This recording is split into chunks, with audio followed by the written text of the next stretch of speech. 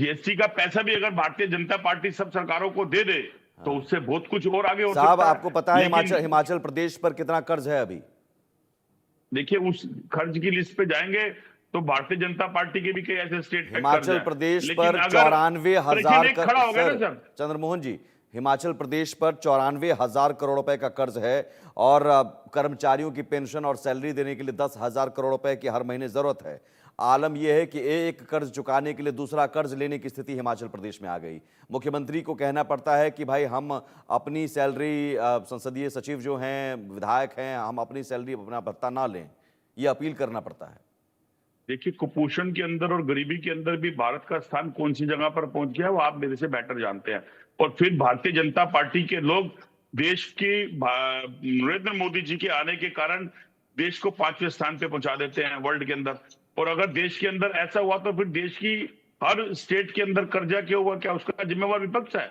आज 10 से 12 स्टेट के अंदर भारतीय जनता पार्टी की सरकार है और बची सरकारों के अंदर दूसरी अपने अलायंस पार्टियों के साथ सरकारें चलाने के बाद भी अगर उन सरकारों पर कर्जा है तो भारतीय जनता पार्टी और का कोरा आप झूठ आपके बाहर शासन में निकलता है कर्ज है कि तो वो देश की आपके लिए ग्रोथ नहीं, और ठीक है। देश की बीजेपी ग्रोथ उसके डाउन लिए हो अगर रही है। दोषी है तो आप भी दोषी है ना फिर? बिल्कुल नहीं। कांग्रेस की सरकारों के ऊपर मनमोहन सिंह जी के टाइम पर छोड़ा हुआ कर्ज जो 58 लाख करोड़ के ऊपर से जो आज ठीक है, 154 पहुंच गया, हिमांशु शुक्ला जवाब उसकी देंगे। जिम्मेदार भारतीय जनता पार्टी है, कांग्रेस नहीं है। हिमांशु शुक्ला। जी जी, अब देखिए जमाना तो बदल गया है। अब नई नई अर्बन लैंग्वेजेस आ गई हैं। तो पहले के जमाने में जो चोर डकैत बोले जाते थे, अब जो है नया शब्द है प्रोफेशनल स्कैमर्स। तो कांग्रेस जो है प्रोफेशनल स्कैमर है। जो अब मैं खुद नहीं कह रहा हूं, उनकी पार्टी के प्रेसिडेंट ने भी बोल दिया है कि ये जो वादे करते थे वो झूठे हैं। अब तो कम से कम ऐसे वादे करो जो जनता समझ पाए, जो सच्चे हों। और ये बात जो है हम आज से नहीं जानते, ये हम दसों सालों पहले से जानते हैं। कांग्रेस आज से नहीं झूठ फैला रही है, ये तो आज आया है न्यूज में। मैं इनकी पोल खोलता हूं, मैं इनको गिनाता हूं कि 2004 से, तब तो इनकी सरकार थी ना, ये जिम्मेदारी तो कभी लेंगे नहीं। 2004 से क्या किया है? 2004 में इन्होंने बोला कि हम 3 से 5 साल में, मैं बोल रहा हूं आपकी बोलने के बीच, मैंने नहीं बोला था। 2004 में इन्होंने बोला था कि 3 से 5 साल के बीच जो है हम सारे गांव में इलेक्ट्रिसिटी ले आएंगे। क्या नतीजा आया? 18,452 गांव अनइलेक्ट्रिफाइड हो गए। ठीक। दूसरा इन्होंने बोला कि हम जो है जीरो टॉलरेंस टू टेररिज्म लाएंगे। उसका नतीजा क्या हुआ? इनके प्रधानमंत्री जाके टेररिस्ट से खुद हाथ मिला रहे हैं, फोटो खिंचा रहे हैं। ठीक। इनकी जो राजमाता है वो बाटला हाउस में एनकाउंटर में रो रही है। और इतना ही आपको टेररिस्टों के खिलाफ थे तो आपने पोटा लॉ क्यों चुपके से गायब कर दिया? क्योंकि ये टेररिस्ट के साथ जुड़े हुए। तीसरा, इन्होंने क्या बोला था कि हम रिजर्वेशन देंगे ईडब्ल्यूएस स्कीम के अंदर। ये आज के नहीं, ये बहुत पुराने से जो वादे करते आ रहे हैं। अभी तो इनके पास बहाना है कि हम सत्ता में नहीं है। पुराने से गिना रहा हूं। ईडब्ल्यूएस को बोले थे हम लेंगे, कौन लाया? एनडीए लाई। इसके बाद ये बोले 1 रैंक 1 पेंशन के रिवाज। 9 साल तक हल्ला मचता रहा कि अब ले आओ, अब ले आओ, अब ले आओ। फिर ये जाते जाते क्या किए? 500 करोड़ रुपए आवंटित नहीं, कर वो दिए। कह रहे हैं कि भाई 500 करोड़। आपने भी जो वादा किया वो पूरा कर दिया। 2 करोड़ काउंटर नौकरियों मैं का क्या बताऊंगा ना, हुआ? मैं 15 बताऊंगा लाख। ना, जी। मैं बताऊंगा। ठीक है। और सबसे बड़ा इनका मजाक जो है, सबसे बड़ा देश का जो इन्होंने मजाक किया, 2004 के घोषणा पत्र में इन्होंने लिखा था कि हम करप्शन भगाएंगे और काला धन वापस लाएंगे। और ए से जेड तक ऐसा कोई शब्द नहीं है जो मैं आपको गिना दूं जो इन्होंने स्कैम ना किया हो। A for Adarsh, B for Bofors, C for CWG, D for काउंटर दे डेक्सा, लीजिए। ई फॉर जी, चंद्रमोहन जी जल्दी से। ठीक है। और 2024 देखिए, के बाद इन्होंने आपका जवाब है मित, ले लीजिए। जो 53 मिलियन की कितनी 000 डलेगी ना, वो आज के भारतीय जनता पार्टी के प्रवक्ता है। जब वो कांग्रेस के अंदर थे वो 00000 पर पेशेंट खड़ा करा था ना, उन्हें आज मिला ना उन्हें भाजपा में आके मिला। ये यथार्थ और सच है। और जिस नोटबंदी को बंद करने के बाद देश के अंदर से टेररिस्ट मुक्त देश बनाना था, ना वो कल बना ना वो आज बना। और जिन योजनाओं की बात कर रहे हो, उन्हीं योजनाओं को जो मनमोहन सिंह जी के द्वारा चलाई गई थी, उसी के अंदर मनरेगा, उसी के अंदर पेंशन, उसी के अंदर 1 रैंक पेंशन का जो इस्तेमाल आप कर रहे हो, उसका ब्यौरा देते हुए डरते हो। देश के प्रधानमंत्री जी रेनकोट की बात कर देते हैं, लेकिन नीयत और सियत वो मनमोहन सिंह जी की चाहिए। अरे झूठ तो राष्ट्रवाद का पहनावा पहनकर उतना बोलो जिसमें राष्ट्रवाद बचा रहे। भाजपा तबाह होती है तो हो जाए, लेकिन आपने भाजपा को बचा लिया, राष्ट्रवाद का नाम करते नहीं, करते ये दोनों के जवाब सुनकर ऐसा लग रहा है कि भाई आप उनके वादे गिना रहे हैं, ये उनके आपके वादे गिना रहे हैं। तो फिर जो पूरे नहीं हुए, मैं वही कह रहा हूं कि फिर ये तो सभी सियासी पार्टियों के लिए। चलिए, मल्लिकार्जुन खड़गे कांग्रेस के राष्ट्रीय अध्यक्ष हैं, लेकिन एक तरह से ये नसीहत तो सभी सियासी पार्टियों के लिए है कि भाई फ्री बीज की राजनीति बंद कीजिए, गारंटी के नाम पर कुछ भी मत कह दीजिए जो पूरा ना कर पाए या पूरा करने के चक्कर में कर्ज के बोझ तले राज्य दब जाए। मैं निवांश शर्मा के पास भी आऊंगा। निवांश जी, आपके पास आता हूं, लेकिन उससे पहले प्रदीप भंडारी, बीजेपी के स्पोक्स पर्सन, उन्होंने इस मुद्दे पर क्या कुछ कहा, सुनते हैं। देखिए, आदरणीय प्रधानमंत्री नरेंद्र मोदी जी ने कांग्रेस पार्टी के झूठ को एक्सपोज किया है। प्रधानमंत्री नरेंद्र मोदी जी ने जो कहा है वो तथ्य है। कांग्रेस पार्टी ने कर्नाटक के अंदर महिलाओं को वादा करा था कि उनके अकाउंट में पैसा आएगा, अभी तक नहीं पहुंचा है। कांग्रेस पार्टी ने तेलंगाना में किसानों को लोन वेवर का वादा किया था, अभी तक नहीं हुआ है। कांग्रेस पार्टी ने हिमाचल में बड़े बड़े वादे किए थे, वो अपने चीफ सेक्रेटरी को सैलरीज तक नहीं दे पा रहे हैं। इससे यही साबित होता है कि कांग्रेस पार्टी लोक लुभावन वादे तो करती है, परंतु उनको डिलीवर नहीं कर पाती है। और इसकी बात मल्लिकार्जुन खड़गे जी ने खुद ने कांग्रेस पार्टी और राहुल गांधी जी के मॉडल को एक्सपोज कर दिया है। आज आदरणीय प्रधानमंत्री नरेंद्र मोदी जी ने जो बात करी है वो देश हित की बात है। कांग्रेस पार्टी को, राहुल गांधी को देश से माफी मांगनी चाहिए, क्योंकि उनकी झूठ की दुकान आज एक्सपोज हो चुकी है। और जब आप अपने प्रोमिसेस को फुलफिल नहीं कर पाते तो ये साबित होता है कि आपकी नीयत जनहित नहीं परंतु सिर्फ निजी राजनीतिक हित है। आज देश के सामने कांग्रेस पार्टी का झूठ एक्सपोज हो चुका है और देश की जनता ने इसका जवाब हरियाणा में भी दिया था और आने वाले समय में महाराष्ट्र और झारखंड में।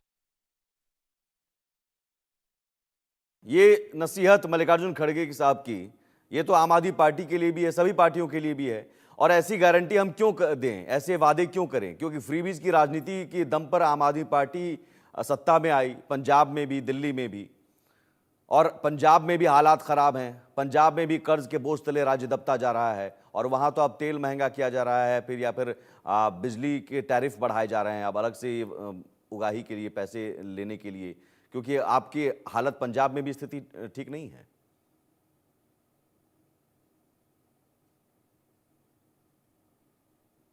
अनम्यूट कर लीजिए निवान जी, अनम्यूट कर लीजिए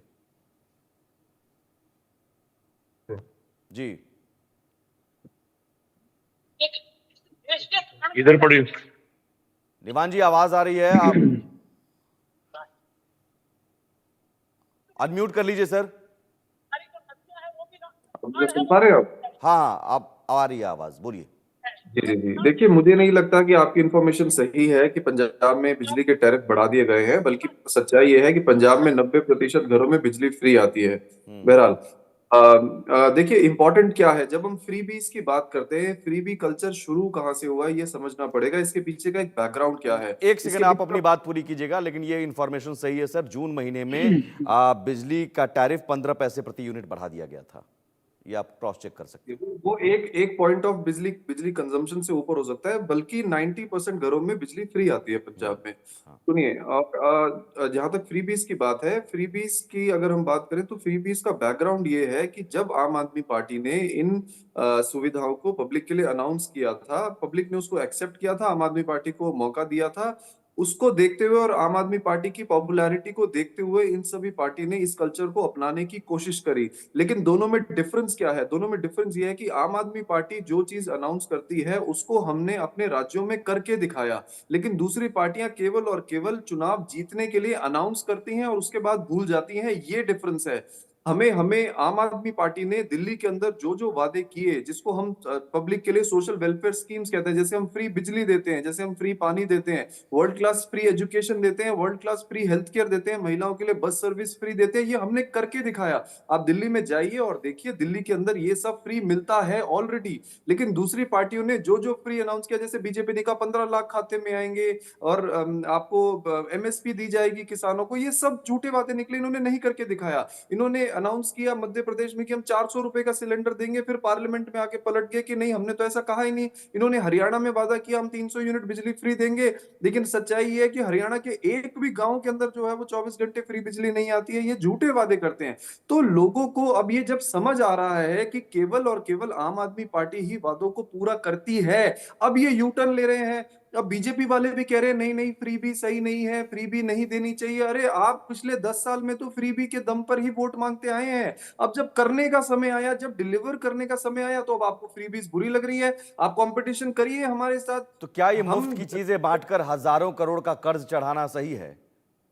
बिल्कुल नहीं, कर्ज चढ़ाना सही नहीं है। आम आदमी पार्टी ने ये करके दिखाया है कि आप सब कुछ मुफ्त देने के बाद भी प्रॉफिटेबल गवर्नमेंट चला सकते हैं। सर बड़ा आपको सिंपल पता सा हो तरीका है। आपको पता होगा, मैं आपको करेक्ट कर देता हूं, पंजाब सरकार पर करीब 3,75,000 करोड़ रुपए का कर्ज है, जो जीडीपी के करीब 40% से भी ज्यादा है। और पंजाब की जीडीपी करीब 8 लाख करोड़ के आसपास बताई जाती है। तो आप अंदाजा लगा दीजिए, जोड़ लीजिए। सरकार ने अपना खर्च चलाने के लिए 16वें वित्त आयोग से 1,30,000 करोड़ रुपए की मदद भी मांगी थी। अब फिर भी 300 यूनिट आप बिजली फ्री दे रहे हैं। अब आप लेकिन इसके समझिए, अंदर एक और एडिशन और है। 2024 में ही करीब 24,000 करोड़ रुपए का बिजली बिल सरकार पर आया है।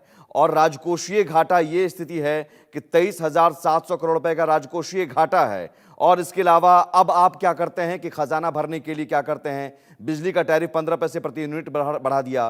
पंजाब में गाड़ी खरीदने पर रजिस्ट्रेशन की फीस बढ़ा दी। अब इससे भी नहीं फायदा हुआ तो पेट्रोल 61 पैसे, डीजल 92 पैसे महंगा कर दिया। तो आप तो एक तरफ से दे रहे हैं और एक तरफ से निकाल रहे हैं। आपने बहुत सारी चीजें बताई, लेकिन आप एक इंपॉर्टेंट चीज बताना भूल गए। मुझे लगता है आपकी रिसर्च टीम को आपको यह भी देना चाहिए था कि पंजाब देश में इकलौती ऐसी सरकार है जिसने अगर कर्जे का सबसे ज्यादा अमाउंट रिटर्न किया है, वो है 50,000 करोड़ पर साल।